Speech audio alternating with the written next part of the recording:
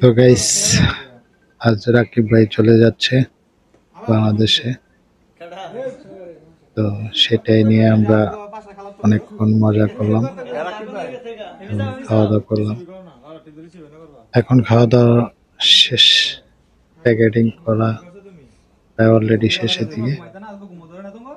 তো আপনারা সবাই আমাদের রাকিব ভাইয়ের জন্য দোয়া করবেন যেন আবার ছুটি শেষে আমাদের মাঝে ফিরে আসতে পারেন।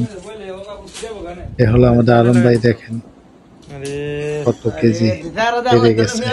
আগে প্রায় এখন 80 পার হয়ে গেছে।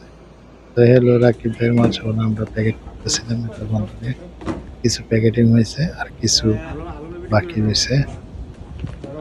তো আজ প্রায় 12টা বাজে গেছে প্যাকেটিং গুলা শেষ করতে। এখন এ হলো আমাদের হিরো, দেখেন কি বাপ নিয়ে বসে আছে।